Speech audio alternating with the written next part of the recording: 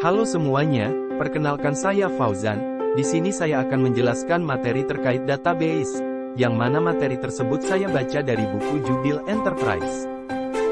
Adapun beberapa materi yang akan kita bahas di sini adalah terkait instalasi database, cara membuat database dan tabel, memasukkan data ke dalam tabel, menampilkan data, mengupdate dan menghapus data.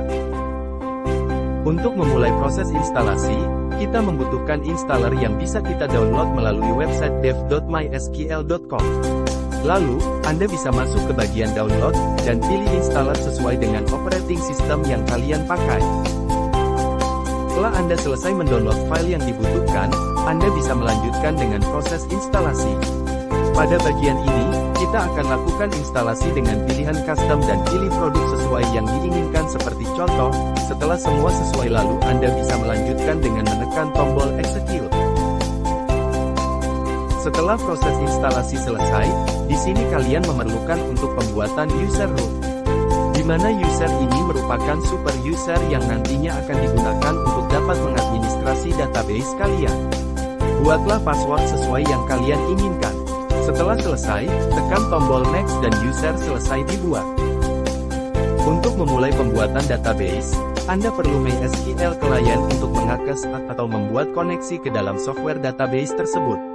Lalu, inputkan user root dan inputkan password yang telah Anda buat pada proses instalasi sebelumnya. Jika tampilan pada database klien Anda sudah seperti gambar di atas, berarti Anda sudah berhasil terkoneksi dengan server database. Anda dapat melakukan pengecekan atau melihat database existing dengan perintah show database. Setelah Anda terkoneksi dengan server database, Anda dapat membuat database. Jalankan perintah seperti di atas untuk membuat database dengan nama yang kalian inginkan. Anda dapat melihat database yang Anda buat telah berhasil atau tidak, dengan menjalankan kembali perintah show database. Setelah database berhasil dibuat, kali ini kita masuk ke dalam database tersebut untuk membuat tabel. Jalankan perintah di atas untuk masuk ke database yang telah kalian buat. Setelah Anda masuk ke dalam database yang Anda buat, sekarang kita dapat membuat tabel. Jalankan perintah di atas untuk membuat tabel. Anda bisa menyesuaikan nama tabel, dan kolom-kolom yang kalian inginkan. Serta untuk melihat tabel yang telah berhasil Anda buat, Anda dapat menggunakan perintah di atas. Jika tabel Anda telah tampil, maka Anda telah berhasil dalam membuat database dan tabel. Setelah Anda belajar cara membuat database dan tabel, kali ini kita akan belajar bagaimana cara memasukkan data ke dalam tabel yang telah kita buat. Berikut untuk sintaks memasukkan data ke dalam tabel. Di sini kita akan mencontohkan dengan membuat tabel baru, lalu memasukkan data berikut.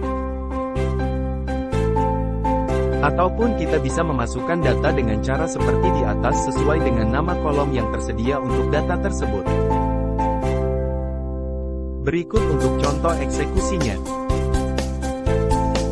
Lalu kita bisa melihat data yang telah kita masukkan dengan sintaks berikut. Jika data telah muncul, Anda telah berhasil memasukkan data ke dalam tabel. Materi berikut kita akan belajar mengenai cara mengubah data, adapun sintaks yang digunakan untuk mengubah data adalah seperti berikut. Mari kita akan coba dengan contoh data seperti berikut. Kita akan coba ubah dengan sintaks berikut. Lalu kita coba lihat hasilnya. Data sudah berubah menjadi sesuai yang kita eksekusi tadi.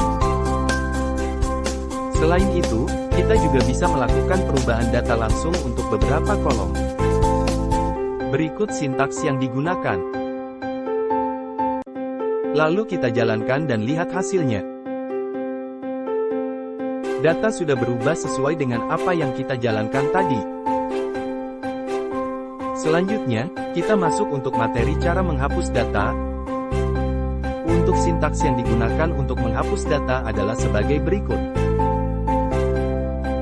Kita akan coba dengan contoh data berikut. Lalu kita akan hapus data dengan if berikut.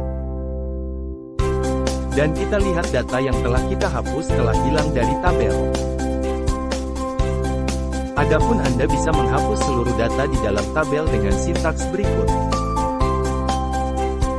Dan Anda bisa melihat hasilnya kembali bahwa telah menjadi EMPY set. Baiklah rekan-rekan, cukup sekian untuk materi yang saya sampaikan di video kali ini. Mohon maaf jika ada salah kata. Sampai jumpa di video yang lain.